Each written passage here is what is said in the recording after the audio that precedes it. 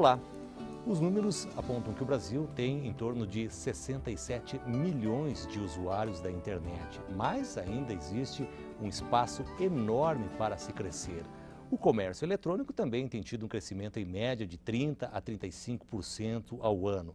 É preciso uma legislação específica? Esses são alguns dos assuntos que nós vamos conversar no programa de hoje com o professor Dr. Aires José Rover. O professor Aires é da Universidade Federal de Santa Catarina, trabalha no curso de Direito e também no curso de Engenharia, e a gente recebe o senhor com muito prazer aqui, professor. O prazer é meu. Uma alegria muito grande estar aqui nessa cidade. Primeira oportunidade minha, várias vezes, várias tentativas, mas agora estão aí. Com certeza. Professor, internet, né? Nós temos aí, os números são um pouco variáveis, né? Porque depende de como se avalia isso, mas em torno de 67 milhões. Possuímos um espaço enorme ainda para avançar, né? É um grande número, né? Na América Latina isso é um fenômeno, porque o Brasil está na frente e isso é uma boa partida, né? Agora, realmente, é um espaço muito grande de avanço, porque a montagem da infraestrutura custa caro e, de alguma maneira, quem está pagando ainda muito é a classe média, né? E é o pagamento de quem está iniciando, abrindo o caminho, né? Mas se o Brasil quiser ter um futuro de verdade, com muita educação, com muito acesso à cultura e perspectiva de uma nova vida, está realmente participando do mundo da globalização, né? Nós temos que avançar mais. Não há dúvida que há grande espaço de avanço, de mais inclusão, né? Professor, nós estamos atrasados em relação a isso? A inclusão ainda é uma coisa que tem que acontecer de verdade, porque a inclusão digital não é simplesmente botar computador ou a rede na casa de alguém. Primeiro é colocar o computador, o acesso à pessoa ao computador, depois acesso à rede, que são coisas diferentes, e depois o acesso à cultura. Não adianta você dar uma arma ou um grande instrumento, uma grande máquina, e o cidadão não sabe usar. Então, saber usar esse instrumento, que é a internet, que é a rede, é algo fundamental. E a questão da inclusão cultural, a inclusão mais no sentido de educação, no saber usar esse instrumento, é algo que passa todas as inclusive universitários. Né? Hoje nós estamos com a inclusão do advogado, né? Sim. O advogado tendo que fazer processo digital, há uma exigência aí do processo digital ter que funcionar rapidamente, e tem advogado que não sabe acessar a rede, não sabe transformar um arquivo em PDF, não sabe enviar o documento ou petição para o tribunal. Ou seja, esse advogado tem que passar por um treinamento, e isso é inclusão também, não é só o acesso. Agora, a parte mais complicada e inicial é o acesso físico à rede, né? A um computador ou a um dispositivo qualquer que dê acesso à rede. Por exemplo, o celular pode pode dar acesso à rede. As TVs digitais que estão entrando agora também poderão dar acesso à rede. Nesse sentido, há a possibilidade de você ter vários caminhos de convergência do cidadão à rede, né? E isso é o lado bom da história, que isso barateia, permite mais inclusão e barateia o processo como um todo. Mas, de novo, caímos na necessidade de educação, de preparação, de treinamento. E isso exige um esforço, exige preparação, exige investimento de longo prazo, boa pedagogia, as escolas estarem atentas para o que é importante, né? E a família. Sim. A família é muito importante, porque é lá onde o menino, a menina vai aprender a usar bem ou mal a internet, né? Então há vários casos problemáticos hoje na rede por conta de falta de vigilância dos pais, né, em relação ao cuidado, né? A rede é algo que não é uma coisa simples, que você simplesmente deixa, não é igual à televisão, que o pai e a mãe, de alguma maneira, sabem o que está acontecendo e não passa qualquer coisa na rede. Já que o senhor entrou nesse tema, né, é fundamental que os pais acompanhem o conteúdo que está sendo acessado? Eu acho que é fundamental os pais terem, não acompanhamento direto e restrito em cima do conteúdo e do filho, mas tem que ter alguns controles do ambiente e saber o que está acontecendo, para poder, inclusive, nesse processo, educar. não simplesmente proibir, que eu acho que a pior pedagogia é simplesmente a proibição. Né? Porque o menino ou a menina, se sentir proibido, ele vai daqui, vai para a lan house e vai ter acesso também do mesmo jeito. Mas se o pai e a mãe educar ali, quando ver um caminho um pouco pedregoso, como temos caminhos difíceis na rede, e ali naquele momento houver um processo educativo, de aprendizado, de como fazer, de como lidar, de evitar algumas coisas, se fizer isso com esse cuidado, né, o amor necessário na família, né, eu diria que é o espaço mais adequado da educação nesses primeiros passos com a rede. Se não houver esse cuidado e essa participação, o pai está junto, a mãe está junto ali, participar, aprender junto, porque os filhos normalmente vão à frente, né? Aprender junto, gostar de estar lidando, gostar de navegar. Se esse processo for ali continuado, com certeza é a melhor. Agora, tem que estar junto. Deixar o menino lá no quarto dele, com porta fechada, computador, com certeza é o espaço dele fazer o que quiser na rede e aí coisas muito desagradáveis podem ocorrer, né? Como há exemplos, sim, inclusive aqui no Rio Grande do Sul recentemente. Com né? certeza. Professor, quando o senhor fala na expansão, isso significa que o governo vai ter que entrar e investir maciçamente, porque as empresas têm determinadas regiões ou determinados locais que elas não têm nenhum interesse. Sim, esse ponto é importante, né? O Brasil, são muitos Brasis, né? Uhum. Nós aqui do Sul, nós temos um privilégio muito grande de a gente estar evoluído em termos de infraestrutura e acesso à rede de maneira muito, muito clara. Claro, com problemas muito fortes aqui, porque a classe média está pagando muito caro pelos serviços. Isso não há dúvida e a gente pode voltar a esse assunto depois. Agora, há uma população enorme, né? A grande parcela da população brasileira é pobre, tem pouco acesso, tem pouco dinheiro, pouco acesso à cultura, pouco acesso à comida, a bom trabalho, e nesse sentido nem sabe o que é internet. Ou melhor, até sabe porque vê na televisão sempre notícias falando da rede.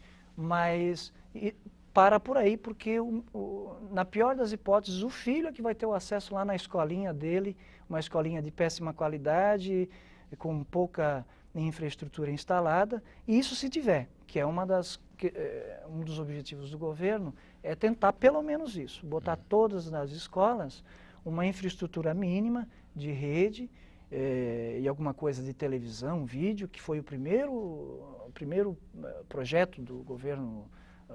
O FHC já vinha fazendo isso, o Lula também avançou, mas um projeto muito tímido, na minha opinião. Muito tímido, que seria apenas colocar ali uma antena parabólica, videocassete e televisão para que o alunado tivesse acesso a isso. Evidentemente, tem que ter laboratório, acesso à internet. Isso é fundamental. E não simplesmente a infraestrutura, mas o que mais? Professor treinado para isso. Então, a gente tem vários exemplos de escolas do interior, do Nordeste, de São Paulo, onde tinha laboratório, mas não tinha professor treinado, laboratório fechado, um ano sucateou, ou já estava indo nessa direção, e se perde um ano. Imagina um ano na vida das crianças brasileiras, que é uma tristeza, né? Como a gente perde a oportunidade de avançar por falta de gestão. Na realidade, isso é problema de gestão, né? E o governo teria, eu acho, é a função do governo. A sociedade civil, ela evidentemente tem que estar muito presente, fiscalizando essa atuação do governo, para que esse tipo de coisa não aconteça. Investir de verdade e gestionar bem, gerir bem esses recursos que estão disponíveis. Há recursos. Pois é, o senhor falava nessa questão dos recursos, que existem recursos, mas como aquilo que é uma realidade também no Brasil, faltam projetos. Exatamente. Eu tive recentemente em Fortaleza, e é uma capital muito rica, mas com uma pobreza muito grande, né? Então lá há vários exemplos de inclusão digital na periferia. E isso tem vários exemplos no Brasil todo, claro. Mas em especial ali eu me surpreendi porque como a prefeitura tem atuado de maneira muito proativa, está agindo de maneira muito forte, indo nas favelas, auxiliando as associações que existem nas favelas, dando ali os computadores, passando a gestão para as associações gerirem junto com a prefeitura. Não é a prefeitura, é a associação, até porque aí se não cria aversão à prefeitura, então o menino vai lá e quebra. Não, é a associação, então eles protegem toda a infraestrutura que está sendo montada. E nesse sentido, então, é algo que realmente pode acontecer muita coisa boa e basta uma boa gestão com projetos novos. Está faltando projeto, as prefeituras têm que fazer projetos. Há dinheiro federal para isso. Pois é, isso é incrível, né, professor? Que não é falta de dinheiro, é falta de projetos, né? É realmente uma questão que não dá para entender. Normalmente falta dinheiro. Bom, não tem dinheiro, bom, esse é o problema. É esse que é o problema. Todo mundo diz, em algum momento alguém diz, é falta de dinheiro. Não é falta de dinheiro. No Brasil nunca houve falta de dinheiro. Claro que há uma carestia, um país pobre. Mas o que falta é gestão. O que falta é as pessoas saberem que podem fazer alguma coisa e irem na direção da participação, coletivamente, porque também essa é outra questão. O governo tem que fazer, então eu fico aqui esperando o governo fazer. É um mal cultural mesmo, latino-americano, brasileiro, no sentido de que a gente espera as coisas acontecer. Na era atual, o mundo atual exige movimento proativo, parceria, trabalho conjunto, privado, público, trabalhando junto. A gente já conhece, né, essas palavras, essa atuação conjunta que de alguma maneira o governo tenta fazer.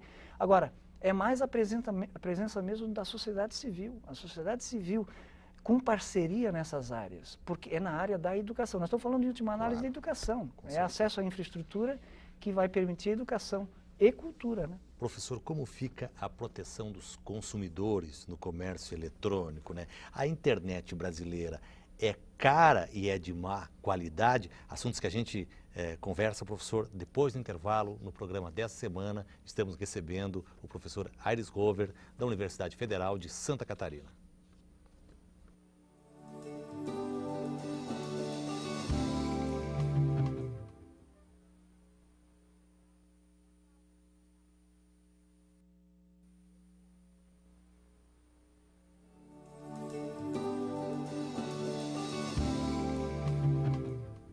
Estamos de volta e conversando com o professor Aires Rover, da Universidade Federal de Santa Catarina. Professor Aires, duas questões eu deixei, né? Uma, a internet brasileira. Primeiro, é cara e é de péssima qualidade? Sim, eu diria que esse é um diagnóstico bastante justo A gente até nem percebe isso, né, professor? Não, nem percebemos. É isso que é o problema. Estamos acostumados. Exatamente. A gente está acostumado com um determinado ambiente. Vamos injetando tecnologia devagarzinho. A gente não sabe que poderia estar injetando muito mais tecnologia. Não estamos acostumados com isso. Agora, se um americano, um europeu vem para cá, ele vai sentir de longe a lerdeza, a tartaruga que é a nossa rede internet. Então, nós poderíamos estar com muito mais velocidade nas nossas redes, né? Os acessos individuais às casas, às empresas. As empresas até podem pagar mais e aí tem um controle maior.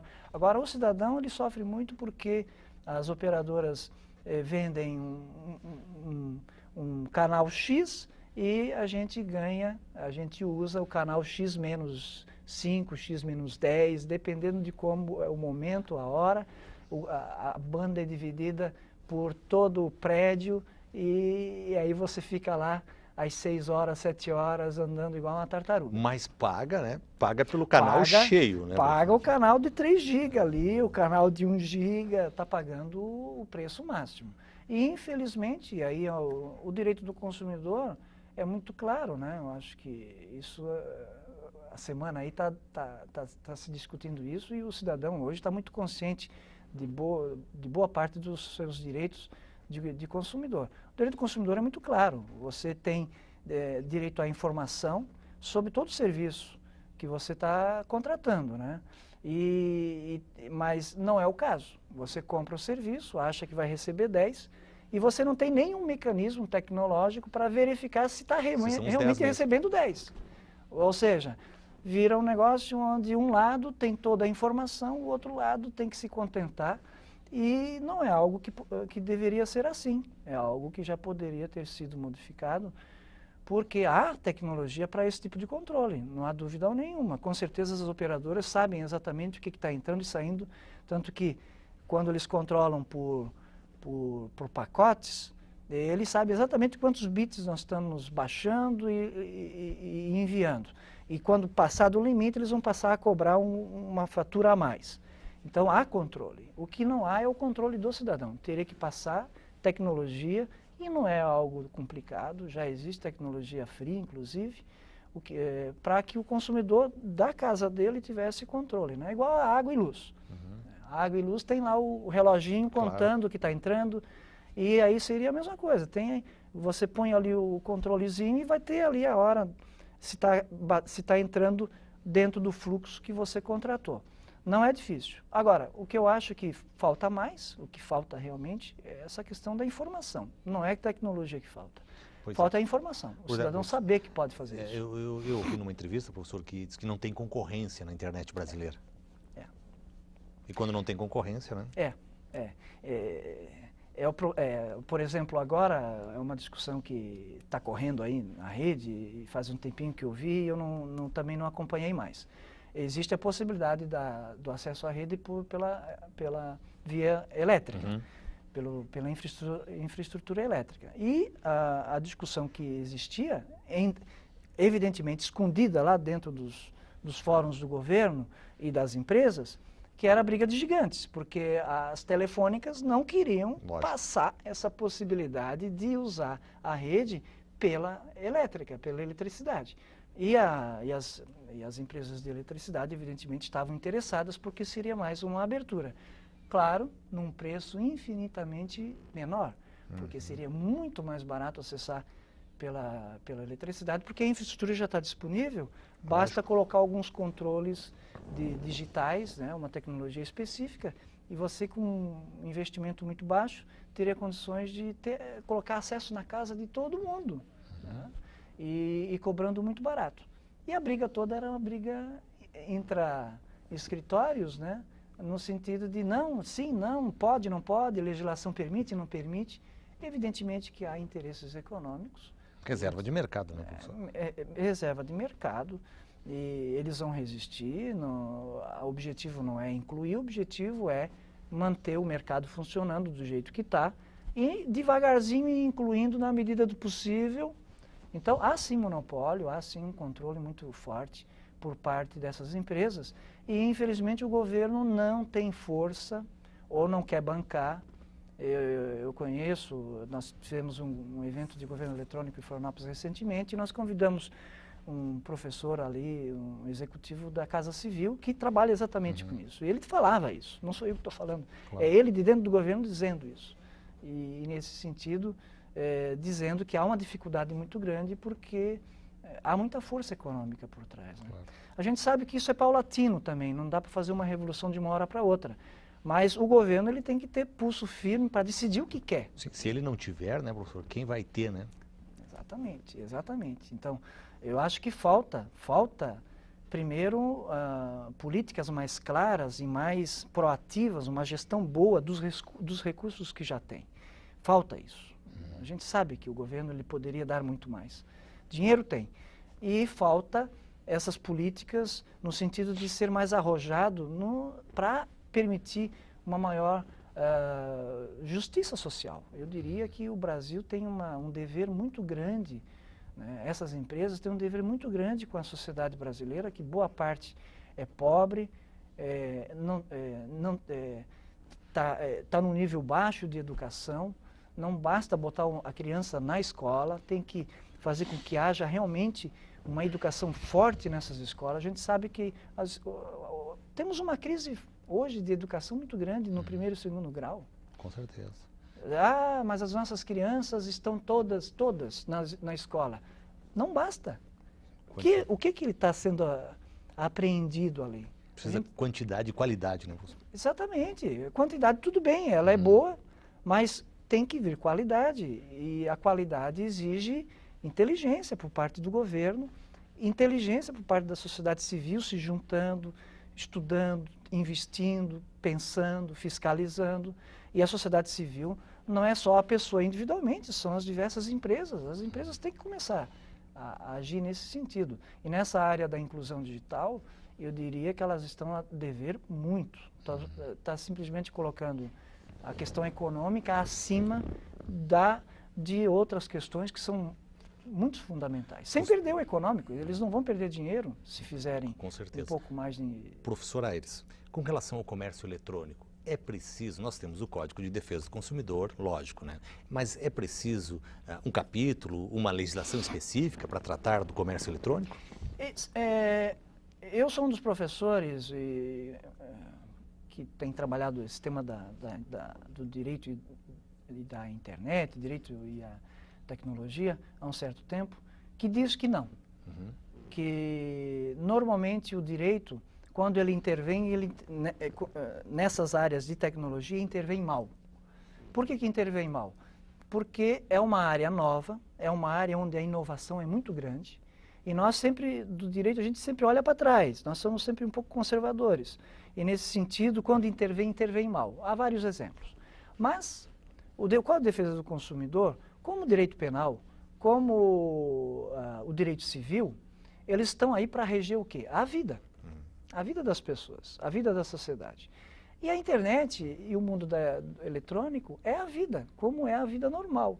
Então, o direito penal, quando a internet começou a ser utilizada, todo mundo vinha na televisão, quem tinha a chance de falar publicamente, não, precisamos de lei nova, não sei o quê. Isso se dizia há 15 anos atrás. Né? O que nós temos de lei nova no direito penal? Nada. Temos 1 ou 2 capítulos ali no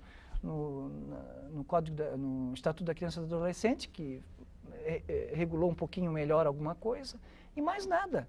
Né? Por quê? Precisa? Não. A maioria dos crimes que acontecem no mundo e que acontecem na internet, eles são similares e dá para aplicar, não precisa de tipo novo. Existem crimes novos? Existe. Está aí um projetinho novo, que está um projeto velho, de 15 anos, que ainda não saiu, mas que não mudou muita coisa. A mesma coisa do direito do consumidor. O que há, na realidade, com o uso da rede, é a mudança do instrumento. O meio é o eletrônico. Né?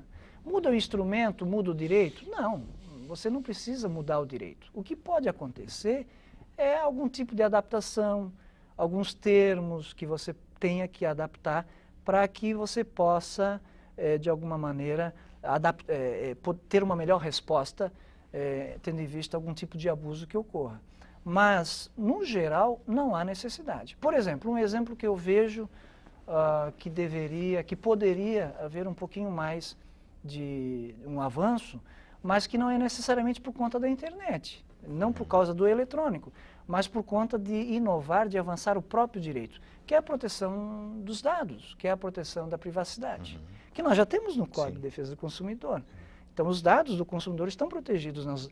Então, se a empresa recolhe dados, ela tem o dever de informar como vai recolher, como vai guardar, o que vai fazer. Então, isso o Código de Defesa já regulou, está aí. Como pode fazer mais? O que a gente pode fazer nessa regra é melhorar um pouco mais para dar mais força a esse dispositivo. Mas eu diria, precisa ser algo urgente? Não, porque a lei já está boa. O que falta, portanto? Não falta lei. Talvez falta alguma adaptação aqui e ali, onde a gente vai melhorando, mas isso não é nada urgente. O que falta é fiscalização. Ah, com certeza. Esse é o grande problema. Olha, professor Aires, eu gostaria de ficar conversando muito mais com o senhor, porque o tema é apaixonante, né, e da modernidade. Mas a gente chegou ao final do programa. Eu quero agradecer muito a sua participação conosco aqui, professor Aires. Eu que agradeço a oportunidade de poder falar um pouco aí para vocês e fazer a minha função de professor aqui, de mestre, poder passar essas coisas para a gente refletir um pouco mais, né? No programa de hoje falamos sobre o direito, a internet, o comércio eletrônico com o professor Aires José Rover, que é professor doutor da Universidade Federal de Santa Catarina, do curso de Direito e também do curso de Engenharia. Mais uma vez, obrigado, professor. Na próxima semana vamos estar de volta aqui na UPF TV, tratando de um outro assunto para que você possa acompanhar. Obrigado também pela sua audiência.